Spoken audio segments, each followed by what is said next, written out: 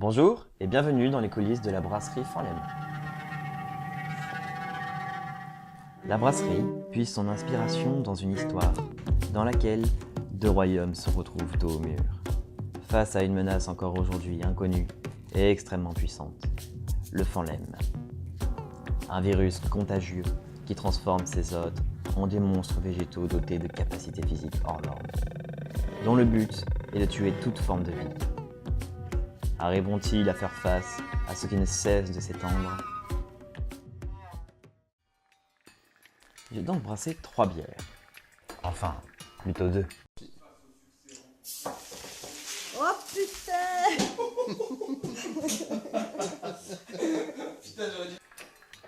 Donc oui, en effet, c'était une première expérience pour moi. C'est la première fois que je brassais et comme vous avez pu le constater, mon premier brassin n'était pas forcément une réussite. En fait, les bouteilles ont explosé d'elles-mêmes à cause d'un ajout de sucre trop important. Bon, c'est pas grave et au moins ça m'a permis de m'améliorer sur les prochains brassins.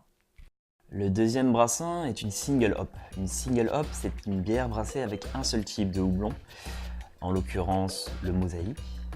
Le brassin s'est bien passé et la bière est bonne. Il y a un beau parfum à l'ouverture de la bouteille. La mousse reste encore un peu timide, mais la recette est bonne. La troisième est une pale ale, brassée en petite quantité cette fois-ci, seulement 8 litres. La particularité de celle-ci, c'est que déjà, j'ai utilisé deux types de houblon. Le premier, du houblon cascade, et le deuxième, du Columbus. Ensuite de ça, j'ai rajouté du biscuit à l'avoine, pour donner onctuosité à la bière et une couleur trouble. Une bonne identité de brasserie passe par la possibilité de déclinaison. C'est pour ça que j'ai créé tout un univers qui est un puits d'imagination sans fond. Car chaque étiquette ici est un personnage de l'histoire. Les personnages influent directement sur le brassage. Je m'explique. Avant de commencer à brasser, je réfléchis à un style de bière que je veux faire, forcément. À partir de ce style-là, j'en développe un personnage. À partir de ce personnage-là, on découle un caractère. Et ce caractère influence la bière.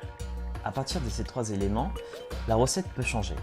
Admettons que nous avons un personnage très agressif, qui est un guerrier. La bière aura forcément un aspect plus agressif, comme rajouter de l'amertume ou alors rajouter de l'alcool, par exemple.